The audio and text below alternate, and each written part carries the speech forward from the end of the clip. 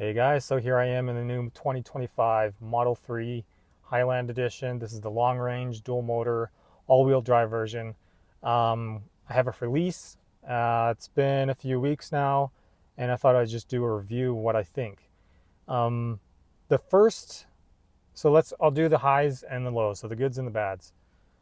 So, first of all, my first experience driving electric car, I didn't like it the very first test drive because I'm not used to the pedal, the regenerative braking. I noticed that right away, and I was like, I don't like this. I don't know if I would like this. My foot might get tired, and I just had to get used to that. The second time I drove it, no problem. It kind of went away, got used to it, and now I just love it. Um, so that's one thing I like is the acceleration. So that's the first thing, is just the control of the acceleration. Second is the precision from steering and how the wheels just grip on the road and how the power just transfers to the wheels is so different from a car. It's just instant.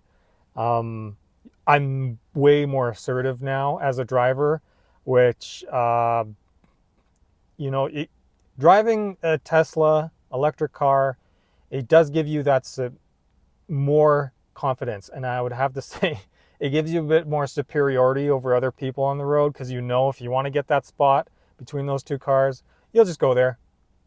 Like, no problem.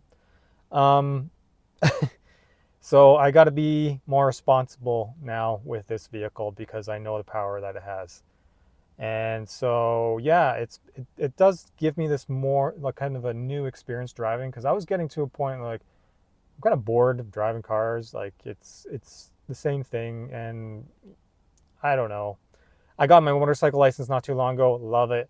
I don't think I could imagine riding a motorcycle that's electric. It would just feel like a scooter or something, which I don't agree. I don't think those are cool. So yeah, one thing I did notice with driving this car is how the throttle works similarly to a bike. Because once you let go of the throttle on a bike, it would slow down. But you have those things on gas powered cars where you can coast, stuff like that when you let go of the gas pedal. This one, not really. You got to actually have more gentle response on the pedal to control the speed, which I find I got used to. And now I drive way smoother than I do with my gas powered car, which is a Lexus over there. It's the NX. Um, yeah, so where was I? Positive. So yeah, feeling of superiority on the road, and chuckle when guys with big trucks come try to tailgate me. I'll be like, okay, yeah, you want me to get out of the way? I'll get out of the way, and I'll be like, way out of the way. um, yeah. So other things, tech. I do like this. I like this new feature where the signals are here. It is fun. Sometimes I get confused with which one which one to use when I want to cancel. You just got to press the button and then press it again to cancel it if you want to do that. But it's pretty good at canceling. Like once it's in the lane, it stops. Um, one thing you got to get used to is that it will cancel after you've gotten into a turn lane, like a left turning lane. You want to get in there with the advanced green, it'll cancel as soon as you're in that lane. So you got to press it again, of course. Not a big deal. The brights are pretty cool. They flicker. They're pretty fast. You can flash them like this. People might think you're a cop, so get out of the way. um, these rolling things are pretty good. That's for the volume. This one's for the cruise control. You click it down once and it works. I don't know why some guy in a video said you have to press it twice and it works. And for some reason he said once you got in the car knows which direction I want to go, and I just press on the gas and go. No, it doesn't work like that. So once you get in the car, you press the brake. Here, the car's on now, and you have to swipe it up to go forward or reverse to go back. Yeah, so yeah, it's been pretty fun. Um, one thing I do find weird, this is the cruise control light here. I press it, but then, let's see what happens. Microphone comes on. What's up with that? So I don't know if that's a problem here because this is the microphone. Same thing works, right? It just doesn't make sense. Um, that's for the cameras. Wiper, so you click it and it wipes. You hold it down, I believe, and then it sprays. I can't remember. Let's see. Yeah, you hold it down and sprays. The sprayer is actually on the wiper, which is nice. Um, yeah. So, what are the cons? Let me try to think about that one. Yeah, so the cruise control, or the autopilot sometimes. Actually, the autopilot's not too bad if you have a map, like you have something put on the map, like you put an address and it goes there. It's totally fine. The thing is when you don't and you just want to use the autopilot, um, it wants to change lanes on you. Sometimes you're in the right lane, and you just want to stay in the right lane, and a turn is coming up. You turn on your signal light. You want to turn. It's pretty good at doing that, but sometimes it gets ahead of you. It starts to notice the person in front of you is going slow because they're turning off. So it wants to go and go around them. So it wants to change lanes, and that's really annoying. Other cases, even sometimes I turn on the right signal light. I have the autopilot on, and it just still doesn't want to go. So I have to like force it over. Um, so that's annoying. Yeah, just changing lanes when it doesn't need to. I go in the left lane. I understand it's acting, it is a passing lane, but sometimes I just want to be there because soon I will have to turn left, right? Like there'll be a left advanced green turning lane up ahead, and I want to stay in this lane. It's like, oh, it's telling you, it's like, this is a passing lane. You got to get into the middle lane or something like that. And it's really annoying. So that's just annoying. It's just like, like, um, overbearing mother or something like that, you know? Um, Other than that, not a big issue. I mean, just turn it off if you don't want to use it. Cruise control, um, just by itself, okay, but I do have a hard time sometimes pushing this to turn it off.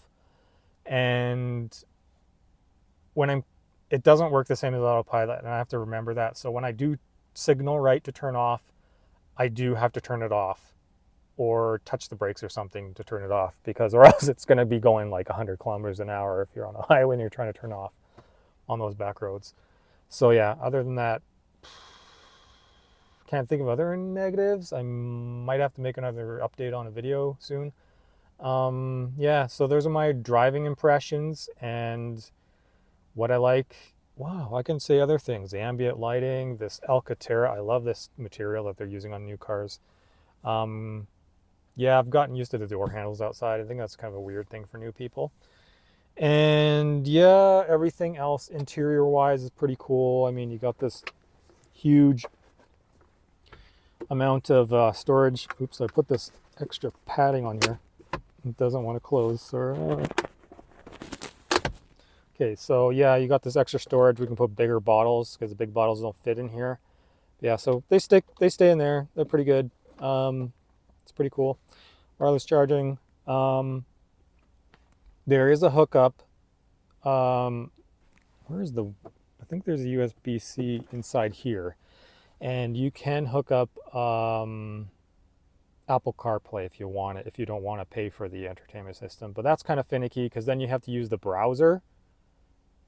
Where is it?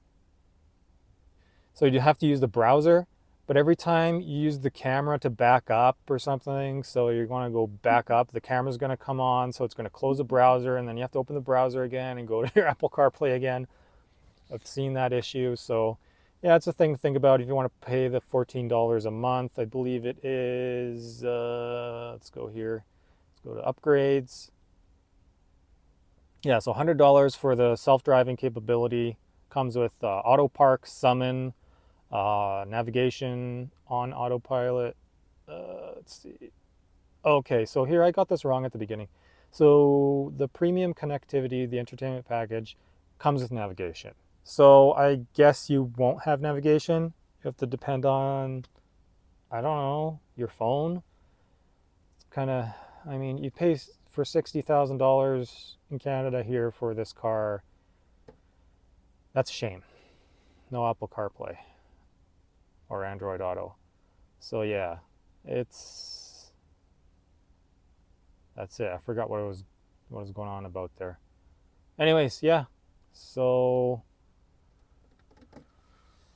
that's about it. I think I'll leave it there. And any questions you guys have or any kind of video you might want to see in the future, let me know.